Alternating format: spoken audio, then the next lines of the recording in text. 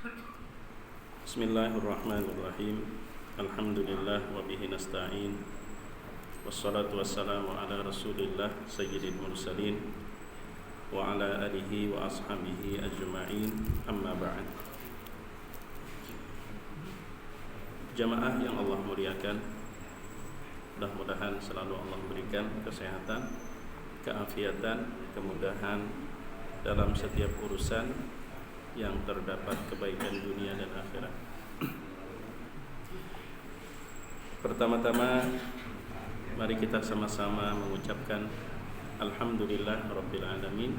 Puji dan syukur kepada Allah. Salawat serta salam kepada Nabi kita Muhammad sallallahu alaihi wasallam. Mudah-mudahan selalu Allah curahkan juga kepada keluarga, sahabat dan pengikut beliau ila yaumil qiyamah. Jamaah rahimakumullah, usi nafsi wa iyyakum bitaqwallah.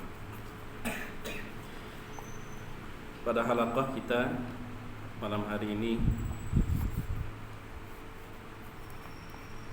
insyaallah kita akan mengangkat satu sisi dari sebuah hadis menceritakan tentang awal mula datangnya wahyu, apa yang dialami oleh Nabi kita Muhammad sallallahu alaihi wasallam. Hadis ini diriwayatkan oleh Imam Bukhari di dalam sahihnya dari Aisyah Ummul Mukminin radhiyallahu anha. Yang kemudian hadis ini diuraikan dan disyarahkan oleh Imam Abu Jamrah di dalam salah satu karyanya yang berjudul Bahjatun Nufus. Dan dari hadis tentang permulaan wahyu, beliau mengintisari ada sekitar 71 faidah, 71 poin dari sebuah hadis tersebut, yang secara garis besar Aisyah bercerita apa yang dialami oleh Nabi sallallahu alaihi wasallam sebelum beliau menerima wahyu dari Allah. Yang pertama, kata Aisyah secara garis besar, Nabi sallallahu alaihi wasallam mengalami apa yang kita sebut dengan sering bermimpi. Mimpi-mimpi yang baik, ar-ru'ya as-salihah. Jika menurut orang Tuha Bahari mendapat alamat dalam mimpi. Jadi sebelum wahyu, Nabi sallallahu alaihi wasallam mengalami mimpi-mimpi yang baik, ar-ru'ya as-salihah. Nah, setelah itu Nabi sallallahu alaihi wasallam mengalami perubahan lagi. Yang tadinya biasa ngumpul berbaur dengan masyarakat, setelah mimpi-mimpi itu Nabi sudah mulai cenderung menyendiri. Beliau berkhalwat. Kalau kalimahnya itu thumma hubbiba ilahil khala.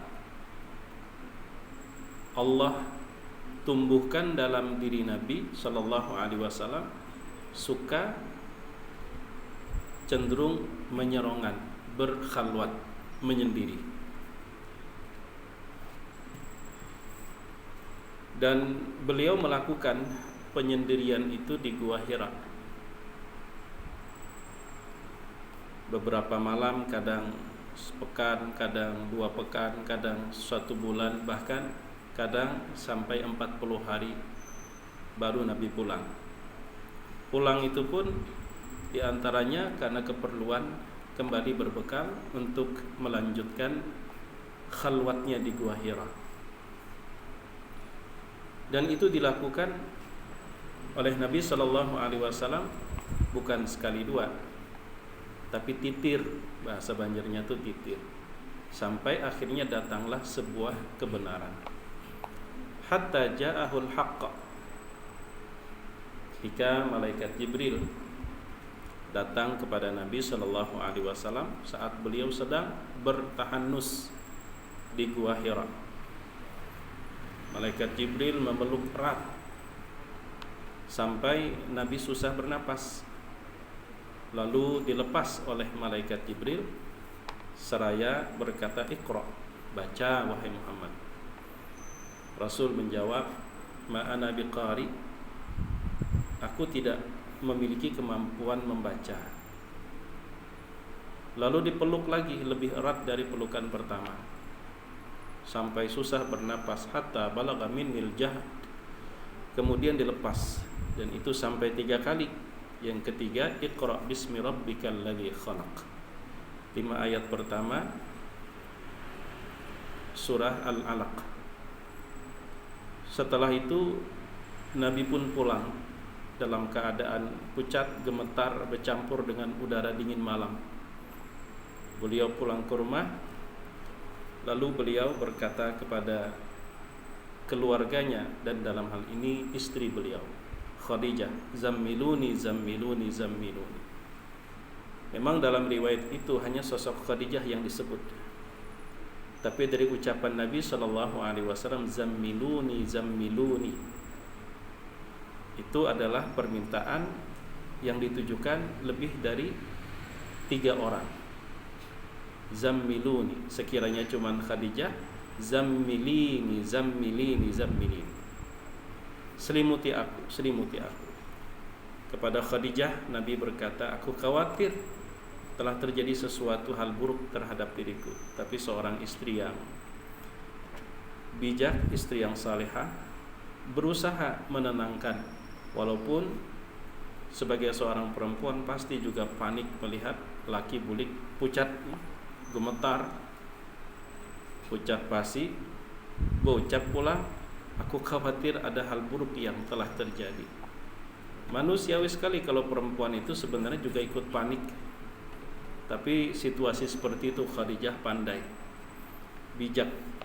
"Kalla wallahi, tidak wahai suamiku," kata Khadijah, "Innallaha la yukhzika abada." Allah tidak akan menghinakan engkau untuk selamanya. Engkau suka nolong orang, engkau memuliakan tamu, engkau selalu hadir di saat orang-orang dalam kesulitan. Itu kata-kata Khadijah. Dan terbukti sebenarnya Khadijah pun juga galau. Karena itu Khadijah langsung membawa Nabi SAW menuju Waraqah bin Naufal. Itu kan membuktikan sedikit banyaknya ada juga merasa gelisah apa yang terjadi, karena ingin tahu. Sementara Waraqah bin Naufal ini kan termasuk orang tua yang dari kalangan orang-orang Arab, terutama bangsa Quraisy, yang paling dulu memeluk agama Kristen. Dan dia punya pengalaman menyalin baik kitab Injil maupun Taurat ke bahasa Ibrani.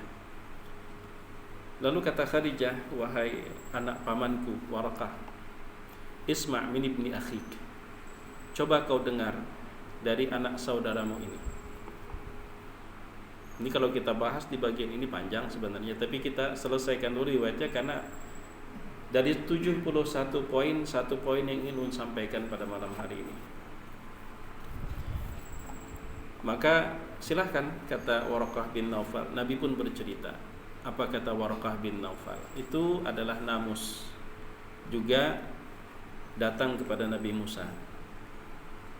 "Duhai," kata Waraqah bin Naufal, "sekiranya aku masih hidup saat engkau akan diusir oleh kaummu." Kaget Nabi. "Aw mukhrijiyakum?" Apa betul? Apa iya saya akan diusir oleh kaumku sendiri? Ujar Waraqah bin Naufal, "Tidak ada seorang pun yang datang membawa seperti apa yang akan engkau sampaikan kepada mereka, melainkan akan dimusuhi.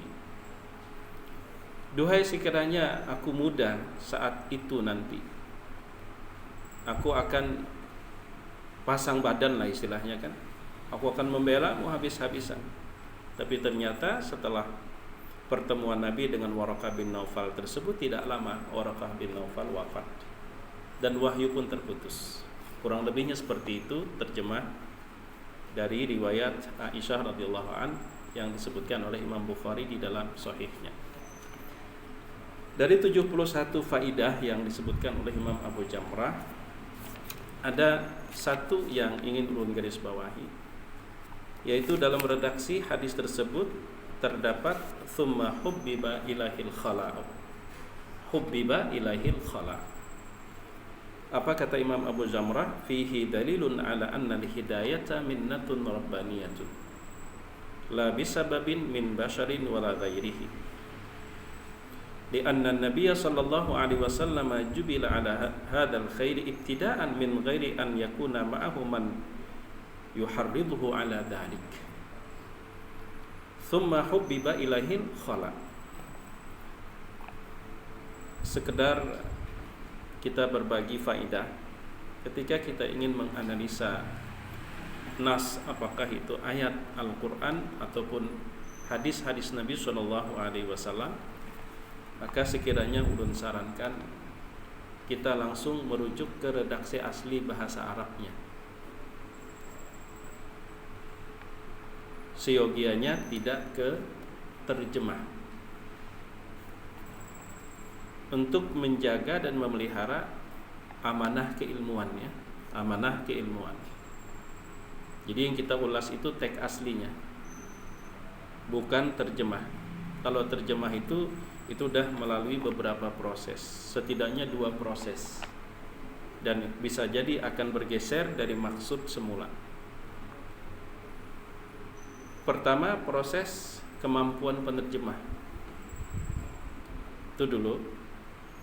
Si penerjemah ini pun dia mengalami beberapa situasi keadaan yang bisa jadi membuat kurang teliti.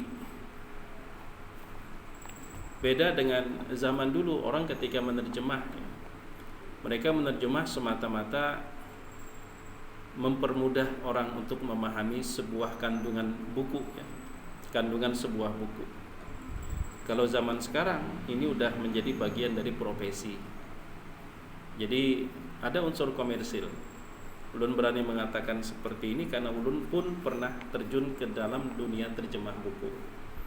Kami punya punya tim, punya tim. Itu pun berusaha berhati-hati.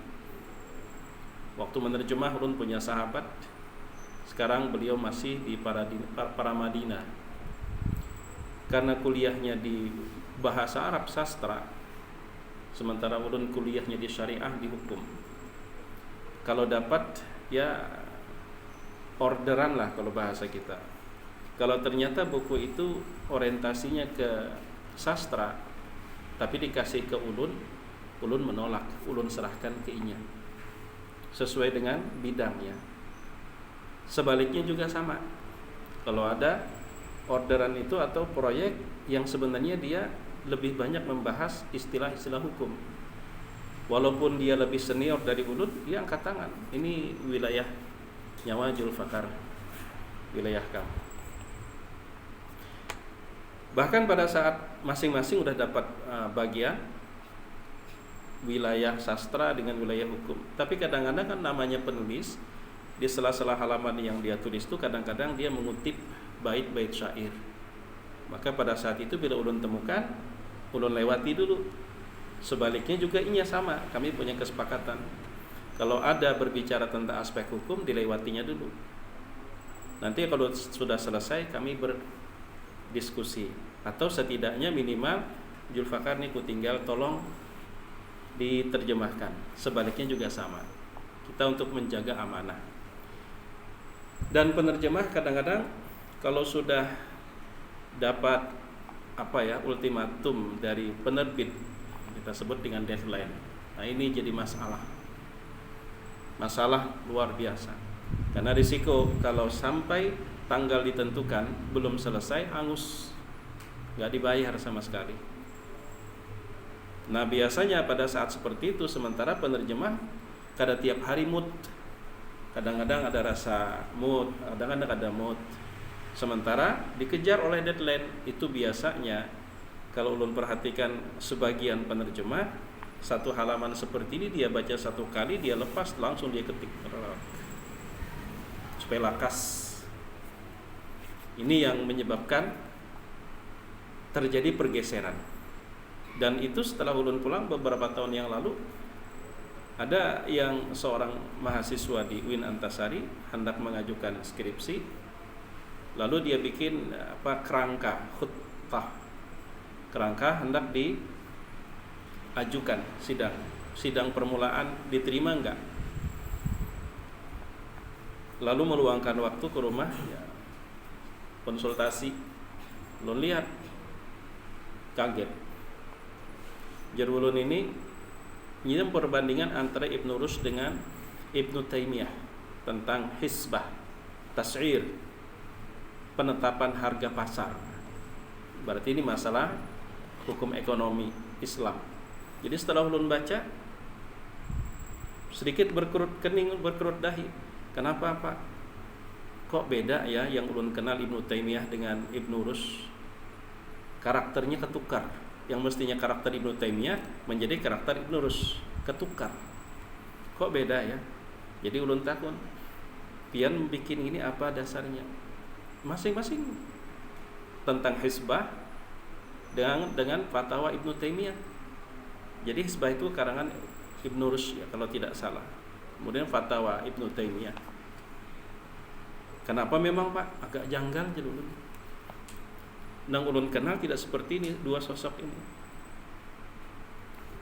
Coba bawa ke sini referensinya. Nah, karena esoknya datang lagi bawa referensi. Dia pinjam di perpustakaan UIN Antasari. Ternyata yang dibawa terjemah. Ulun sudah menduga ini terjemah. Setelah diperiksa, memang dia tidak berbohong. Persis copy paste, tidak ada yang dibuang, tidak ada yang ditambah. Copy paste dari dua buku tersebut. Akhirnya karena emang dibawanya buku terjemah, minta maaf, coba bawa ke sini versi aslinya yang bahasa Arabnya, cari. Pinjamlah, ternyata ada, memang dibawa. Nah sekarang ya dulu pian pegang apa yang pian tulis, pian merangkum. Sekarang ulun menerjemah sebatas kemampuan ulun. Kalimat demi kalimat coba perhatikan. Ternyata terdiamnya 180 derajat bedanya. Akhirnya gimana Pak? Ya mau kada mau kita ini mesti harus amanah keilmuan. Harus dirubah. Kawakah pian menolong. Nah ini risiko dah lah. Insya Allah, tapi minta waktu seminggu. Terdiamnya. Kenapa terdiam? Besok ulun dah janjian presentasi. Besok tengah hari. Padahal ulun perkirakan nih kalau kita garap ini perlu waktu seminggu. Ya kalau seminggu. Cuman karena akhirnya panik, kebingungan, kawakah besok pagi. Udahlah, dalam kondisi seperti itu akhirnya baik, dan malam itu ulun begadang menyelesaikan terjemah. Ternyata besok pagi diambilnya, kemudian tengah hari dia sidang. Nah itulah kadang-kadang ini sekedar saran kalau kita ingin mengulas, mengupas apakah ayat Al-Quran maupun hadis. Siogianya kalau memang bukan sekedar saran, harus kita rujuk kepada teks asli bahasa Arabnya. Belum lagi hilangnya amanah keilmuan dalam mengutip dan mencatut. Mengutip dan mencatut. Nama ulama disebutin. Memang kalam itu dalam bukunya ada, dalam buku beliau. Tapi sebenarnya beliau itu menceritakan kalam orang yang kemudian untuk beliau bandingkan dengan kalam beliau sendiri. Tapi karena menjaga amanah keilmuan dan menghargai perbedaan sudut pandang, kalam-kalam orang dulu yang disebutin. Menurut ini fulan begini, dalilnya ini, alasannya ini, disebutin dulu. Setelah disebutin baru punya penulis. Kalau menurut saya begini, argumentasinya begini. Yang terjadi kalam orang itu kemudian diklaim disandarkan kepada kalam milik penulis. Sebagai contoh konkret, pian baca Fathul Bari. Fathul Bari, Syarah Sahih Bukhari, Ibnu Hajar, karya Ibnu Hajar, persis tentang hadis, masih jilid pertama. Hadis tentang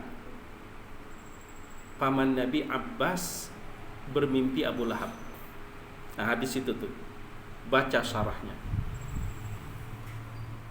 Sementara ulun temukan artikel-artikel di dunia maya, di Google, di internet, rata-rata kalam atau pendapat-pendapat, penjelasan dan penafsiran memang Ibnu Hajar mencantumkan penafsiran itu, tapi beliau dalam rangka menceritakan ini pendapat orang.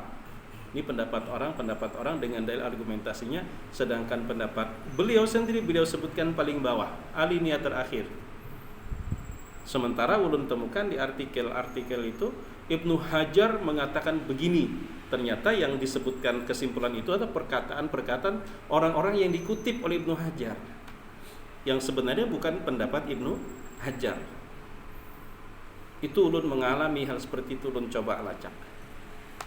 Jadi kalau pian ingin lebih rincinya dalam hal itu, coba Fathul Bari ya, syarah Sahih Bukhari karya Ibnu Hajar. Temukan hadis berbicara tentang paman Nabi Abbas bermimpi Abu Lahab. Yang alur riwayatnya itu Abu Lahab ditanya dalam mimpi oleh Abbas, apa yang kau rasakan? Kata Abu Lahab, setiap malam Senin aku diringankan siksaan karena aku gembira saat lahirnya Muhammad. Itu Sahih Bukhari yang riwayatin. Nah, Ibnu Hajar menjelaskan tentang seberapa kuat sih mimpi itu bisa dijadikan sebagai landasan hukum. Di situ komparatif. Dan Ibnu Hajar menghargai, didahulukan dulu punya orang dengan dalilnya, dengan argumentasinya. Bahkan tidak hanya satu tokoh yang beliau sebut, beberapa tokoh beliau sebut. Kemudian terakhir qulna. Nah, qulna. Kalau menurut kami, kata beliau, kan qulna itu begitu. Termasuk Imam An-Nawawi juga, buku-bukunya dibaca tapi metode berfikirnya berbeda. Kita Riyadhus Shalihin kan kita baca, Al-Azkar kita baca. Tapi Imam An-Nawawi ketika beliau menyusun buku tersebut, bahkan sampai daftar isi saja itu membentuk sebuah kerangka yang jelas. Coba pian lihat Riyadhus Shalihin, itu luar biasa. Mulai bab niat, kemudian taubah, syukur. Itu kalau dalam dunia suluk itu anak tangga. Itu anak tangga. Kalau dalam dunia pendidikan itu jenjang. Kelas 1 dulu, kelas 2, kelas 3, kelas 4, kelas 5. Coba pian perhatikan daftar isinya itu terstruktur dengan luar biasa dan menggambarkan struktur pola fikir dan manhaj beliau.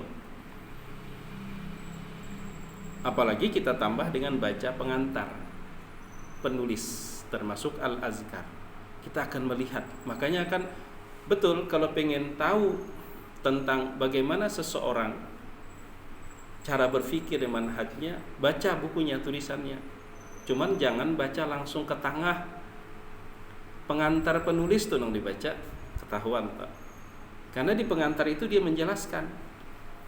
Tapi kalau langsung buka daftar isi, ambil satu bab, kemudian baca apa yang ada dalam bab tersebut, karena itu memang kumpulan hadis, dicomot hadisnya lalu dijelaskan. Nah, sekarang kita menjelaskan ini apakah sama dengan struktur berpikir penulis, atau jangan-jangan kita menjelaskan seakan-akan kita menemukan hadis itu saja dari kitab yang lain, kemudian kita jelaskan sebatas pemahaman kita, lalu kita mengklaim beginilah cara berpikir si penulis, dan itu sering terjadi.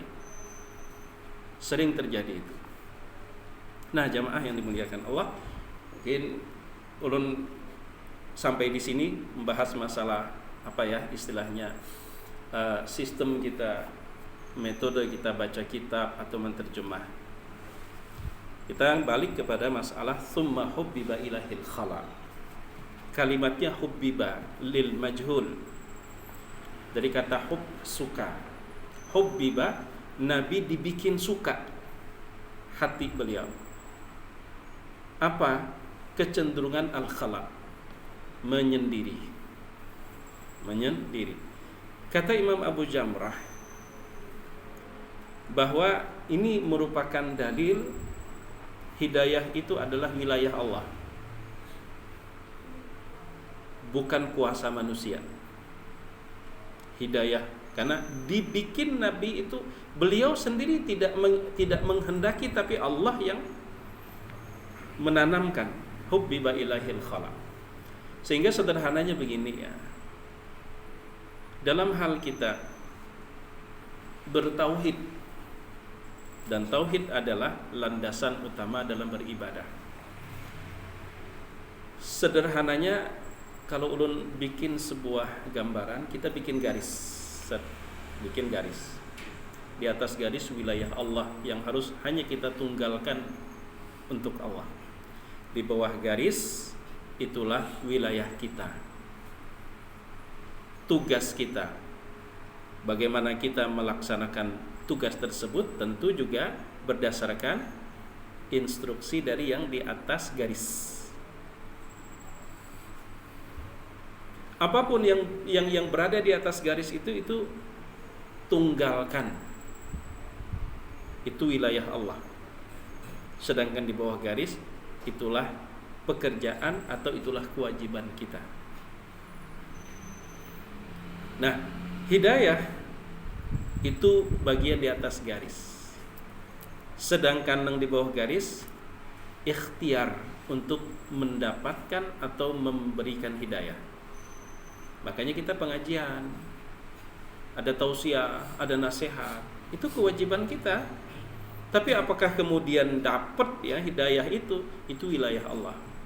Berdakwah itu kewajiban kita, usaha, ikhtiar bahasa kitanya. Tapi bahasa Arabnya beda, ikhtiar dalam bahasa Arab dengan bahasa kita beda. Kalau ikhtiar dalam bahasa Arab itu namanya pilihan. Kalau ikhtiar dalam bahasa kita kan usaha ya. Walaupun memang kalau kita cari titik temunya pun juga sama. Karena itu pilihan dia, maka dia usahai kan gitu.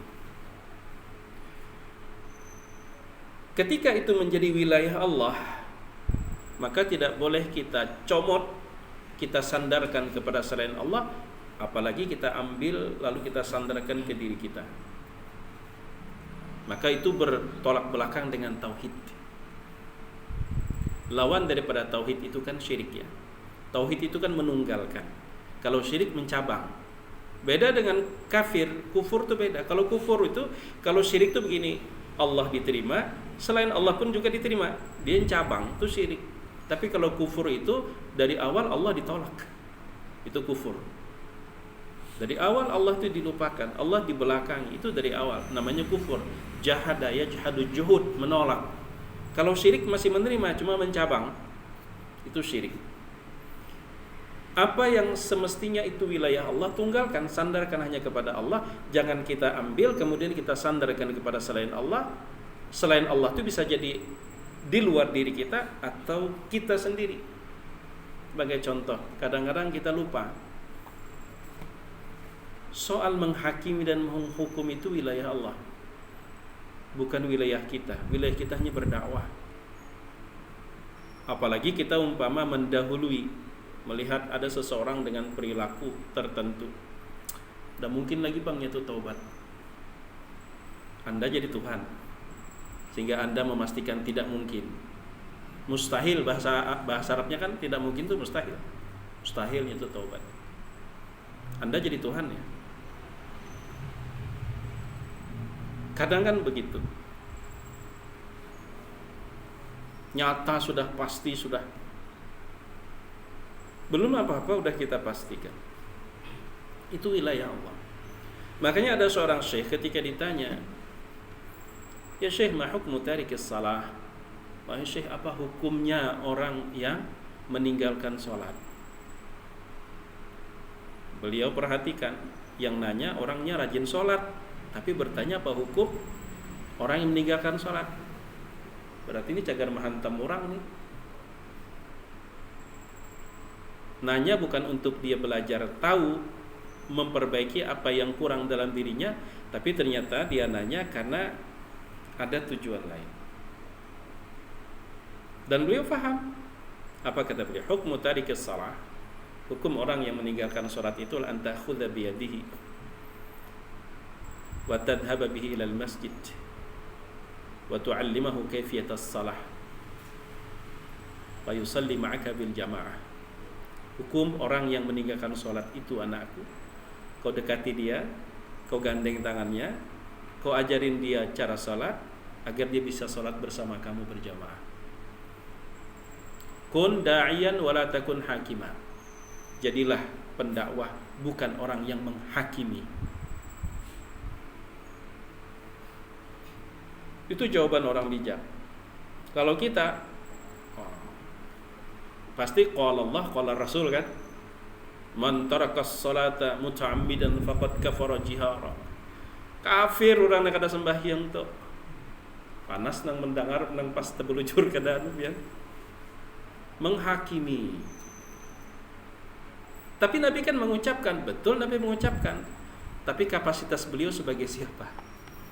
Dan kapasitas kita sebagai siapa? Jangan disamakan kapasitas kita dengan beliau. Sama dengan hadis misal gini, yadul ulya khairun min yadis sufla. Nabi yang ngucapin, tangan yang di atas lebih baik dari tangan yang di bawah. Betul Nabi yang ngucapin. Tapi kalau dipelintir jadi keliru.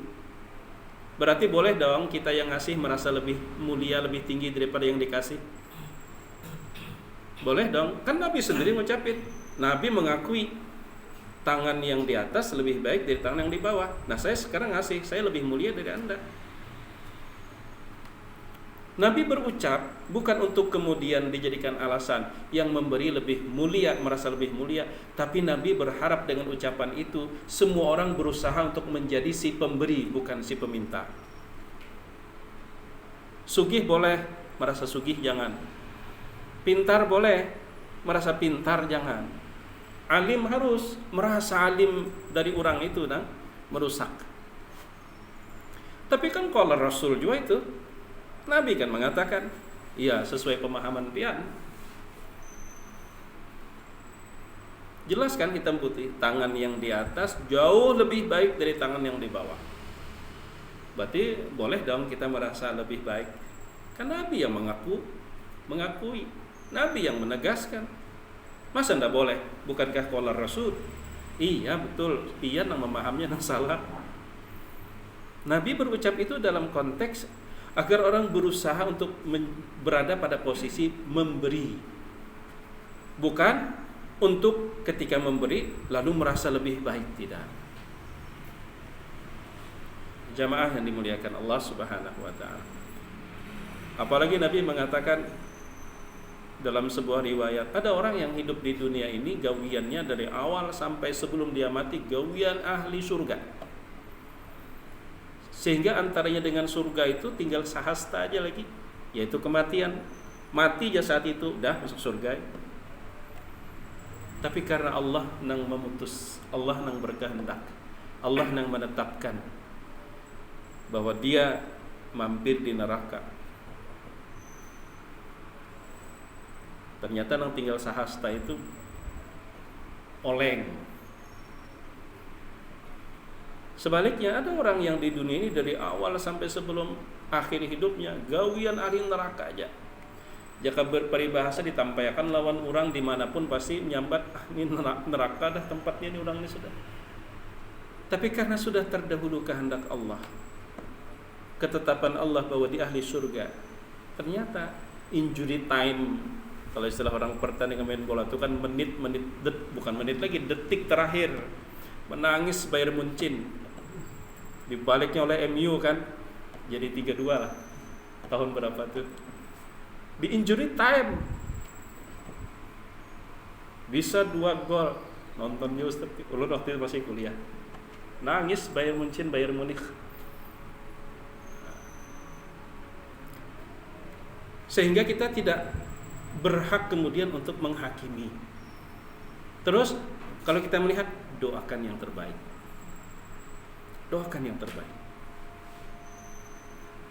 Tapi kadang-kadang kita, karena kita berada pada posisi, katakanlah posisi bersih, kita seperti jijik melihat orang yang kebetulan dia berada di posisi berseberangan dengan kita. Sejatinya sifat rahmat yang mesti harus kita tunjukkan. Makanya beda gini. Ulun pernah membaca sebuah karikatur, jadi baca gambar. Gambarnya sama, tapi pembicaraannya beda. Ibu dan anak lewat di tumpukan sampah. Tidak sedikit orang yang mengais sampah di sana.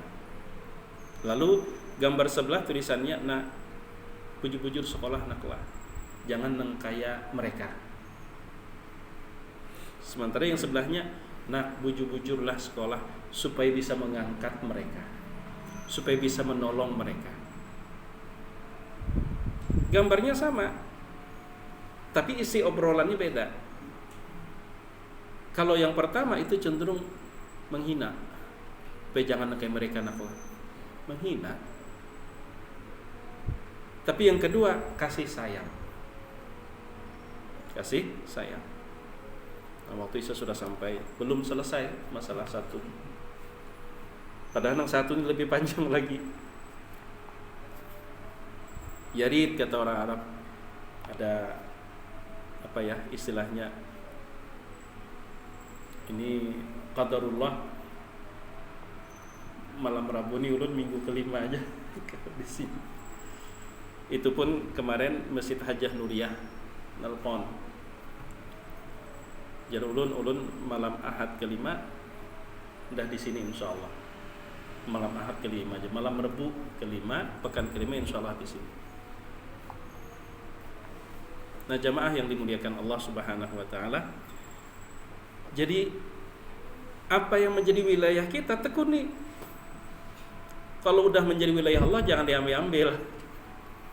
Jangan kita ambil sandarkan kita sepertinya kita lah punya wewenang untuk menghakimi nasib orang. Enggak boleh. Sudah enggak boleh, kita terjebak. Kita tidak hanya mensekutukan Allah, kita yang menjadi sekutu Allah. Contoh lain dalam kehidupan kita memang sering juga, cuman yang meringankan itu terjadi dalam keadaan tidak sadar karena dikuasai marah. Menunda mati kena siapa memberi makan nyawa? Piankah Tuhan? Cuman kan dalam kondisi marah biasanya seperti itu. Nyatakan hanya kena menunda sudah kadada tahu tuh rasanya. Ya Allah mati kah? Cuman kan itu biasa dalam kondisi marah ya. Makanya istighfar, kita astagfirullah. Itu kalau kita halusi, kita menjadi sekutu Allah. Neng mestinya tunggalkan itu milik Allah. Jangan kita ambil, malah kita ambil. Menghakimi orang, menghukumi orang. Jamaah yang dimuliakan Allah Subhanahu wa taala.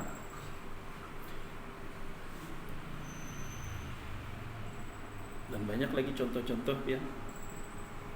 Belum tambahi contohnya dulu lah sebelum kita masuk ke bagian 5 menit.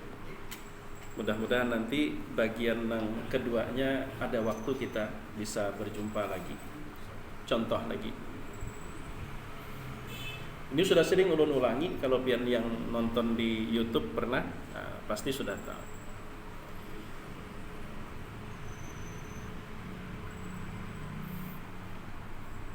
Batas maksimal berhaji berapa umur? 65 tahun lah. 65 tahun. Oke. Antriannya berapa tahun? Nang pian ketahui. Memakan waktu 35 tahunan. Oke. Berapa? Anggap 35 aja dulu. 50 kalawasan. 35 aja dulu. Sekarang umur pian 50 tahun. Di usia 50 tahun berarti kan jatah pian masih 15 tahun. Berapa?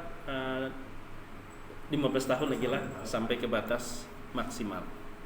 Ternyata di usia 50 tahun Allah beri rezeki cukup untuk setor. Pian setor kata. Kalau pian berpikir bila ku setor melihat antrian 35 tahun lagi bisa berangkat, berarti umurku 85 tahun. Umur 85 tahun sudah telat 20 tahun. Pian setor kada?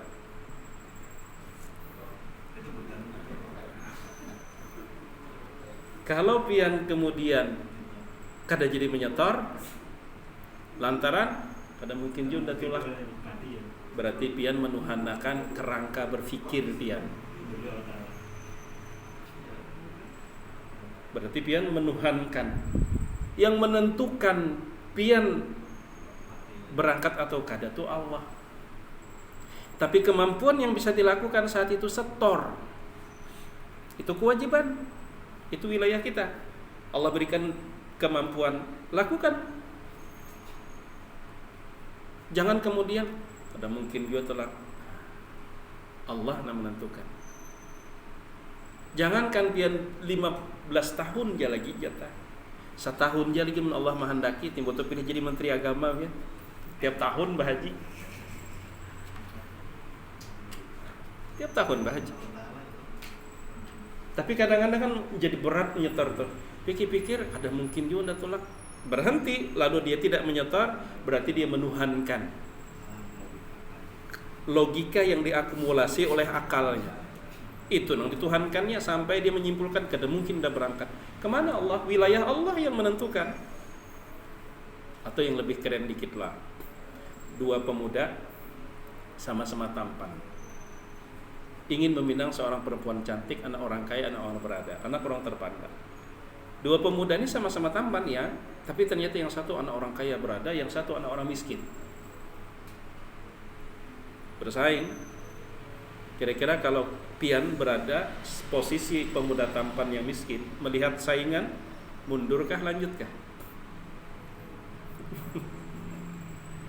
Karena ada contoh tadi lalu jawabannya lanjut ya. Lanjut. Kenapa? Nang menentukan dia nanti menjadi istri siapa tuh Allah. Tapi kalau pesimis, kada mungkin dah. Berarti meyakini harta dia yang menentukan bahwa pasti jadi jodoh dia. Kada menuhankan harta lah.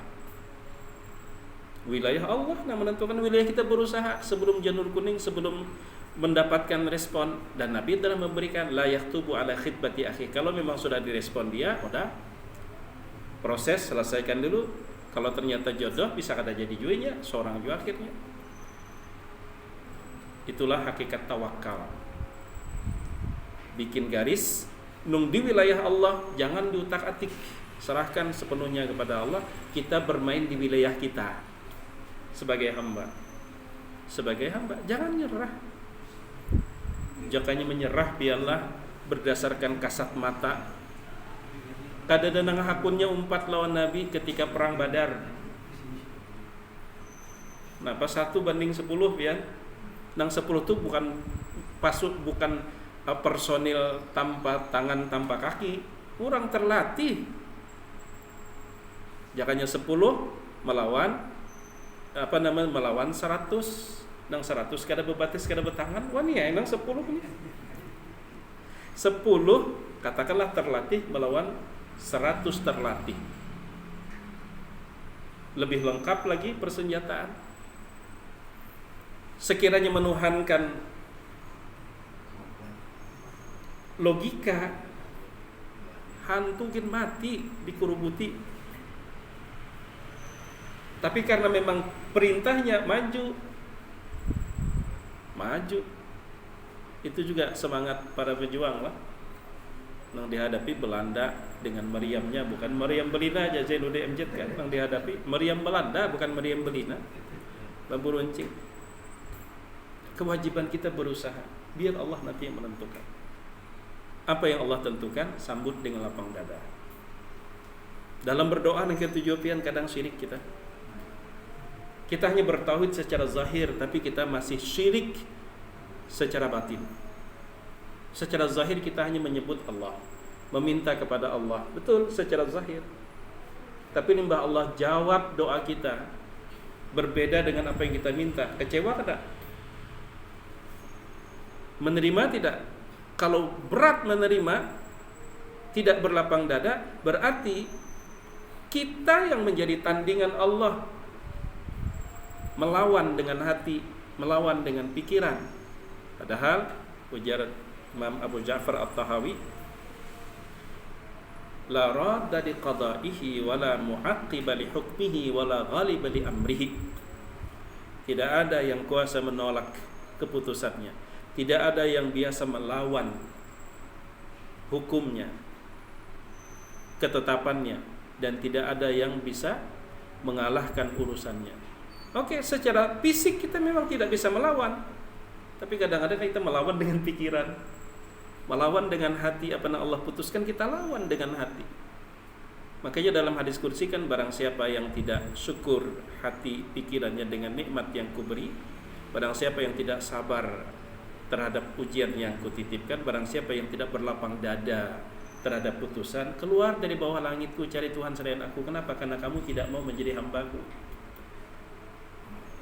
Cari ya Tuhan yang lain, yang cucuk di liur tadilah, menolak secara pikiran. Makanya ketika kita hanya berdoa, wala tad'u ma'allahi ilahan akhar, jangan engkau panggil bersama Tuhan yang lain, itu baru tahap zahir. Tapi karena pas Allah jawab doa kita, ternyata kita memposisikan diri kita sebagai sosok yang melawan dan menolak keputusan Allah. Nah, jamaah yang dimuliakan Allah Subhanahu wa taala, jadi kita hanya bicara tentang bahwa hidayah itu wilayah Allah. Wilayah kita berusaha, kita adakan pengajian, kita adakan ta'lim, kita adakan halaqah daurah dan sebagainya. Kita kasih nasihat, itu kewajiban kita. Tapi kemudian setelah kita, makanya Nabi pun marah.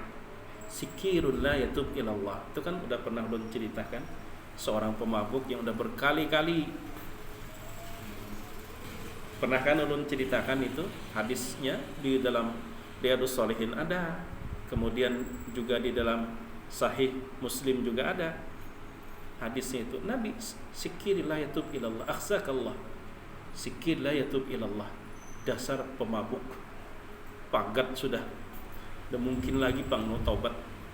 Jadi kita tuh kada masuk banyu lagi. Nah, kada masuk banyu itu istilah kita, ngalih saja kada masuk banyu. Jadi Tuhan kita sudah. Jangan pernah menyerah. Dakwah, lakukan dakwah. Soal hidayah itu milik Allah.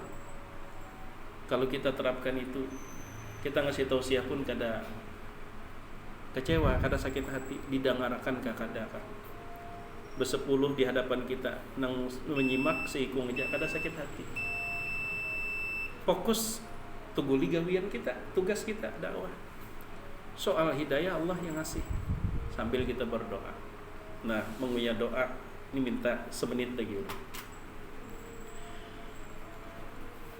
Kita kadang-kadang berdoa, tapi ternyata kita menjadi Tuhan di atas Tuhan. Atau istilah istilah ading ipar ulun perlu kita ketahui, kayaknya kan di Airut. Akhwat insyaallah juga tahu. Di penjara itu punya aturan serongan KE. Jadi istilah negara di dalam negara, kalau dalam penjara tuh ngalih sudah KE. Jadi kita aparat aja hendak masuk ke sana tuh harus ikut aturan di sana. Di penjara tuh punya aturan, sepertinya negara dalam negara. Masih bisa mengendalikan kejahatan dari dalam penjara. Itu ngalih ke aja. Kalau sudah yang bicara nih kan aparat juga. Kalau soal Sambo kan tuh jangan kita ngalih guring gara-gara itu, udahlah serahkan urusan Sambo. Kita bicara ilmiah. Dalam bahasa Arab, permintaan yang disampaikan oleh orang yang lebih tinggi kepada yang lebih rendah itu namanya amar. Dalam bahasa Arab ya, amar, amrun, perintah. Tapi kalau permintaan disampaikan dari orang yang sejajar itu namanya iltimas. Sementara kalau permintaan itu disampaikan dari yang rendah kepada yang lebih tinggi itu namanya doa. Itu kaidah. Kita diperintahkan berdoa. Berarti sebelum kita menyampaikan permintaan kepada Allah, turunkan dulu kita ke level hamba. Rasa harap, rasa hebat, rasa kuasa, rasa ini tanggalkan dulu. Dalam ketidakmampuan dan ketidakberdayaan kita, pengakuan kita sebagai hamba, sampaikan permohonan kepada Allah. Itu yang namanya doa. Walaupun kalimatnya sama, umpama jarullah ambilkan air. Ketika ulun berucap terhadap orang yang lebih rendah, itu namanya perintah. Tapi ambilkan air. Ulun berucap kepada orang yang sejajar, itu namanya iltimas. Tapi ketika yang di bawah, ambilkan air. Kepada yang lebih tinggi, itu namanya doa, permohonan. Maka kata Abu Yazid Al-Bustami, demikian lagi Imam Al-Ghazali, jangan engkau berdoa tapi sebenarnya engkau memerintah Allah. Berdoa, menyampaikan permintaan kepada Allah, tapi konteksnya kamu memerintah Allah, bukan memohon. Bagaimana? Turun dulu ke level hamba, baru sampaikan. Kalau engkau masih merasa harap, masih merasa hebat, lalu engkau sampaikan permintaan kepada Allah, jangan-jangan engkau perintahkan Allah, berarti engkau lawan. Itu kan kalau kita bahas secara ilmiah, doa itu apa sih definisinya? Perintah itu apa sih definisinya? Iltimas itu apa sih definisinya? Dan dalam bahasa agama kita disuruh berdoa. Disuruh berdoa. Makanya jangan nabi ad-du'a'u wal ibadah. Nah, ini yang dapat ulun sampaikan, mudah-mudahan bermanfaat. Jika ada salah dan hilang, mohon dimaafkan yang sebesar-besarnya. Terima kasih atas waktu dan kesempatan. Dan sekali lagi mohon maaf molor dikit ya. Kemudian sesi tanya jawab pun juga waktunya yang terbatas. Ini yang dapat ulun sampaikan. Minta maaf sebesar-besarnya. Hadanallahu wa iyyakum ajmain. Subhanakallahumma wa bihamdika asyhadu an la ilaha illa anta astaghfiruka wa atubu ilaik. Wassalamualaikum warahmatullahi wabarakatuh.